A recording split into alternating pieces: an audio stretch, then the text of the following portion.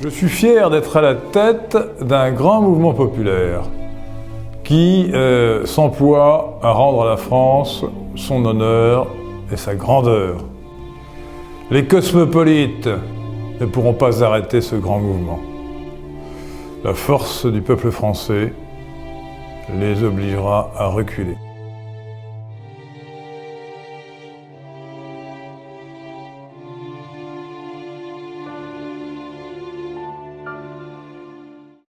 L'utopie égalitaire est un mythe qui roule depuis le fond des âges et qui imagine que la société idéale est égalitaire.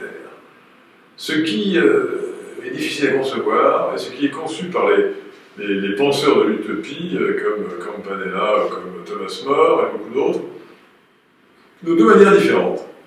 Il y a l'utopie égalitaire conçue sur le mode de la caserne, et l'utopie égalitaire conçue sur le mode du carnaval. Alors dans la version caserne,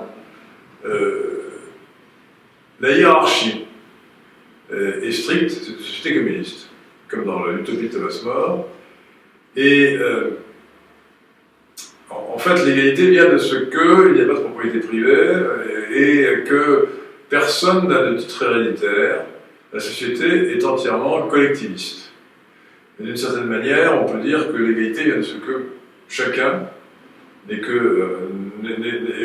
qu'à zéro, est réduit au néant dans le grand tout. En fait, cette forme d'égalitarisme est ce qu'on peut appeler le totalitarisme, le socialisme accompli, qui consiste en ce que l'individu n'existe plus comme individu, il n'est qu'un élément, un atome du grand tout qui est la société.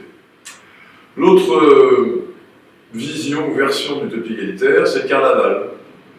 C'est le paradis primitif où les gens, où les individus partagent tout, les biens sont pas communs, les femmes sont pas communs, c'est la débauche et la partouze permanente. C'est un autre idéal, si on peut parler d'idéal, qui est entièrement opposé au précédent, et qui est pourtant lié au précédent comme systole et diastole.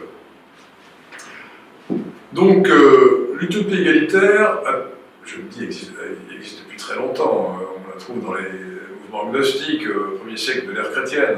On la trouve dans l'islam. Il y a eu des mouvements égalitaires comme celui des Karmates, qui était une dissidence des Ismaéliens.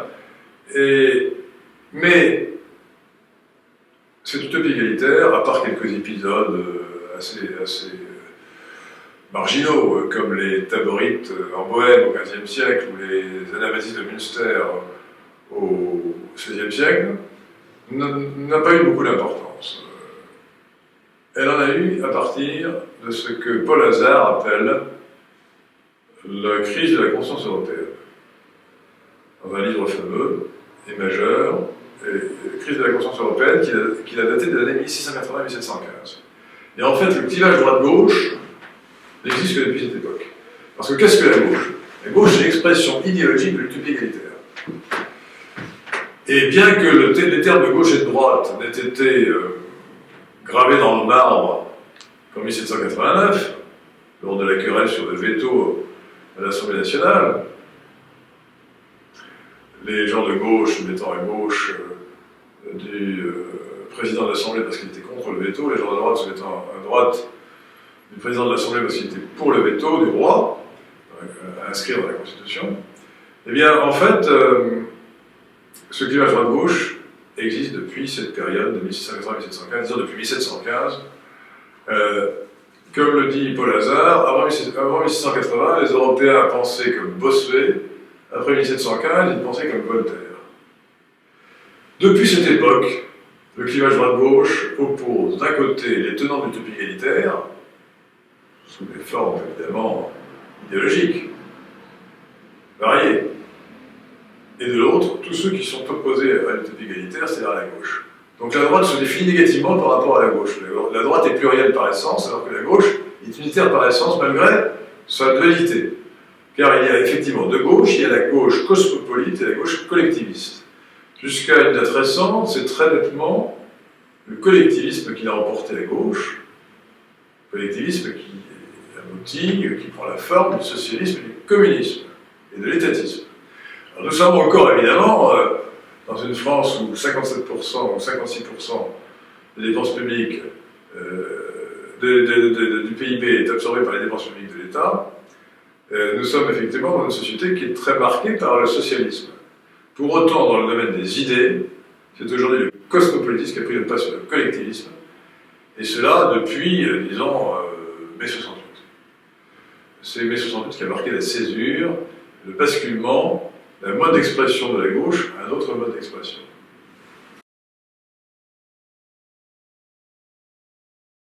Le libre arbitre, à ma connaissance, n'a qu'une seule définition philosophique précise, c'est ce qu'on appelle aussi la liberté à la différence. L'homme serait différent de l'animal, parce que dans le célèbre exemple de l'âne de Buridan, lui ne mourrait pas de faim. L'âne de Buridan, qui est à égale distance entre un seau d'eau et un picotin d'avoine, meurt de faim et de soif, parce qu'il a autant soif que faim qu'il est incapable de faire un choix entre ces deux options. Et l'homme serait capable de faire un choix. Bon. Alors, cette liberté d'indifférence, analysée par les philosophes, n'a pas grand sens. Je ne crois pas qu'il y ait de différence entre l'homme et l'âne de Buridan. Pour ma part, comme je l'ai développé dans la politique du vivant, il était chez Albin Michel en 1979, il n'y a pas de liberté d'indifférence, donc pas de libre arbitre au sens classique. L'homme est déterminé par sa volonté, mais qui elle-même est le produit de ses instincts et le produit de ses conditionnements divers.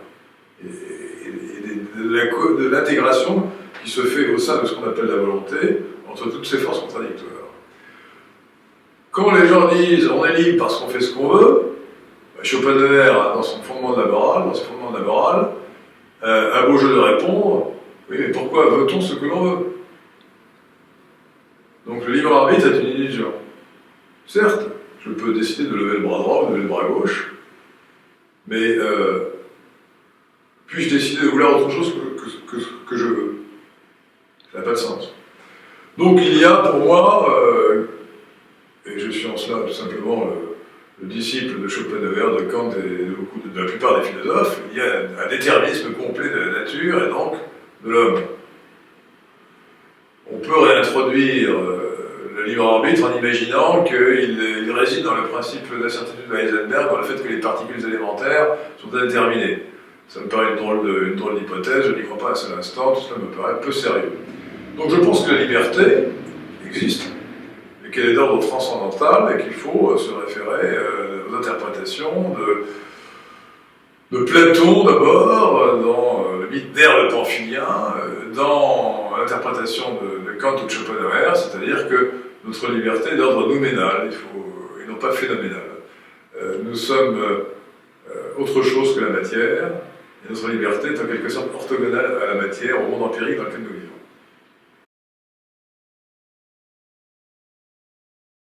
La société est un système bioculturel, il faut le comprendre.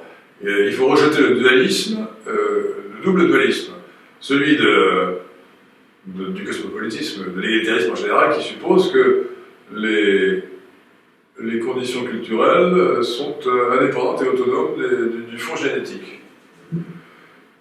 C'est complètement faux.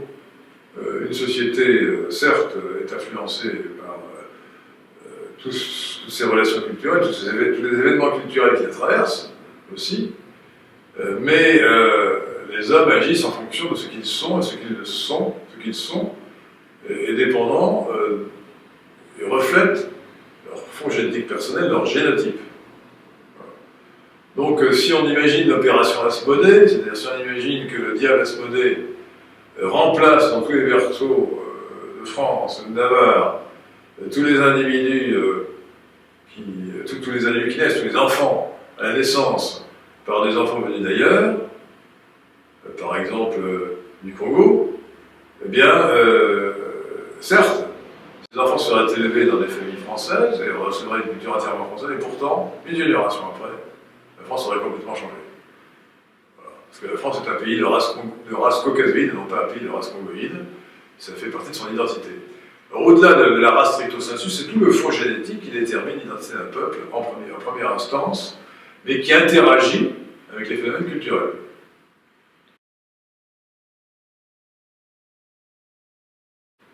ni l'un ni l'autre.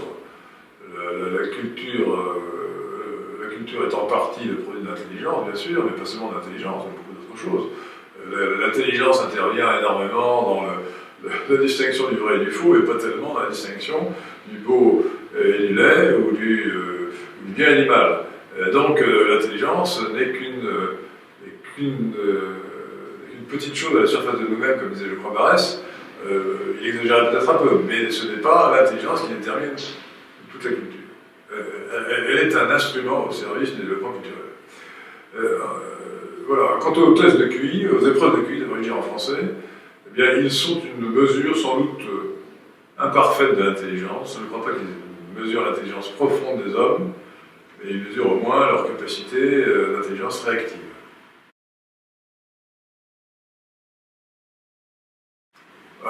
Rousseau, comme je l'ai expliqué dans un livre qui s'appelle La politique du vivant, Rousseau est en fait, comme Marx, un prophète de la société collectiviste. Et donc, dans la société collectiviste, l'État a tous les pouvoirs, peut écraser l'individu. La théorie de la volonté générale de Rousseau aboutit à cela. Mais en même temps, la conclusion, c'est aussi que le cosmopolitisme est inacceptable, parce que le cosmopolitisme refuse les frontières. Or, l'État a besoin de frontières. L'État a un territoire particulier, s'oppose ou se distingue des autres États du monde, et pour que le collectivisme s'exerce, il faut qu'il s'exerce dans un pays déterminé. C'est d'ailleurs toute l'opposition qu'on avait entre Trotsky et Staline. Lorsque Staline, qui était nullement anti-juif, contrairement à ce que la propagande veut nous faire croire, attaquait le cosmopolitisme, il n'attaquait pas les juifs. D'ailleurs, son bras droit, Lazar Kaganovich, qui était son bras droit jusqu'à sa mort en 1953, était juif. Donc il n'y avait rien d'anti-juif chez Staline, contrairement à ce qu'on voudrait le faire croire. Mais il combattait le cosmopolitisme parce que le cosmopolitisme aboutissait à contredire les intérêts collectifs de l'Union soviétique.